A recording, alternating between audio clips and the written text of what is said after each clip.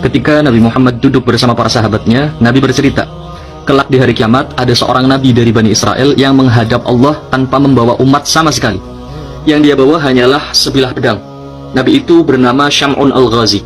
Dia Nabi yang diberi mukjizat berupa kekuatan yang jauh melebihi manusia normal. Dia selalu melawan kezaliman penguasa dengan kekuatannya. Tiap kali raja mengirim pasukan untuk menindas rakyatnya, maka Syam'un melawan mereka sendirian dan semua pasukan raja kalah. Mau berapapun jumlah pasukannya, 100.000 atau berapapun, pasti kalah melawan Syam'un seorang diri. Hingga raja pun kewalahan.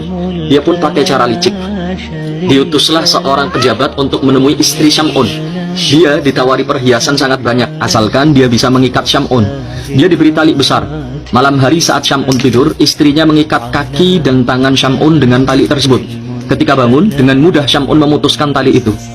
"Kenapa kamu mengikatku?" tanya Syam'un. "Aku cuma ingin melihat seberapa kuat dirimu."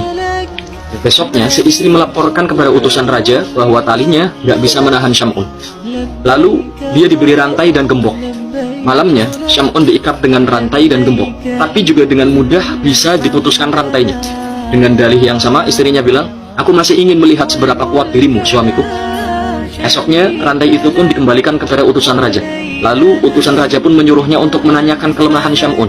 Di malam hari, Syam'un dipeluk dibelai oleh istrinya. Dia berkata, "Betapa kuatnya dirimu, tali dan rantai gak bisa menahanmu. Apa manusia sepertimu ini gak memiliki kelemahan?" Syam'un menjawab, "Aku punya kelemahan, yaitu rambutku. Jika aku diikat dengan rambutku, maka aku gak akan berdaya apapun." FYI, Syam'un punya rambut yang sangat panjang karena memang gak pernah dipotong sejak lahir. Di malam hari, sang istri memotong rambut Syam'un, lalu mengikat tangan dan kaki Syam'un dengan rambut tersebut. Ketika bangun, Syam'un kaget. Dia nggak berdaya apa-apa karena diikat dengan rambutnya sendiri. Syam'un pun diserahkan ke raja Yahudi. Dia diikat di tiang istana, dijadikan tontonan oleh para pejabat, termasuk sang istri. Syam'un yang sudah nggak berdaya, dia ditusuk kedua matanya dengan besi panas. Telinganya pun diiris.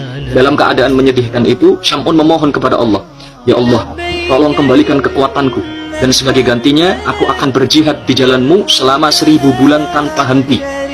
Lalu Allah pun mengembalikan kekuatannya. Dengan tenaga yang luar biasa, Syam'un merobohkan tiang penyangga utama yang dimana tangannya diikat. Tiang roboh, istana pun runtuh. Semua mati tertimpa reruntuhan, termasuk istri Syam'un. Hanya Syam'un yang hidup.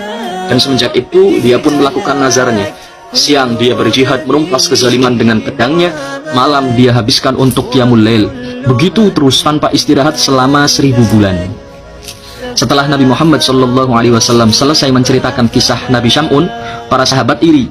"Ya Rasulullah, enak sekali Nabi Syam'un, punya kekuatan dan umur yang cukup untuk beribadah 1000 bulan tanpa henti. Bagaimana caranya kami bisa mengejar pahalanya?" Maka Rasulullah pun terdiam karena belum ada wahyu. Lalu malaikat Jibril turun membawa wahyu. "Inna anzalnahu fi lailatul qadr, wa ma adraka ma lailatul qadr, lailatul qadri khairum min alfi syahr," ila akhiril ayat. Maka beruntung umat ini. Sekali dia mendapat Lailatul Qadar dalam keadaan beribadah, maka dihitung ibadahnya seperti 1000 bulan tanpa henti, atau kurang lebih 83 tahun. Andai seumur hidup kita mendapat 12 kali saja Lailatul Qadar, maka berarti kita telah beribadah selama 1000 tahun. Tapi ingat juga, sebagaimana ibadah ketika Lailatul Qadar dilipatkan 1000 bulan, begitu pula maksiat. Maka cara terbaik untuk mendapatkan Lailatul Qadar, jika kita nggak mampu memperbanyak sholat, Quran, sedekah, maka tidur saja. Niatkan dengan tidur kita itu untuk menghindari maksiat 1000 bulan, zina 1000 bulan, ghibah 1000 bulan, suudzon 1000 bulan, scroll medsos cewek-cewek seksi 1000 bulan.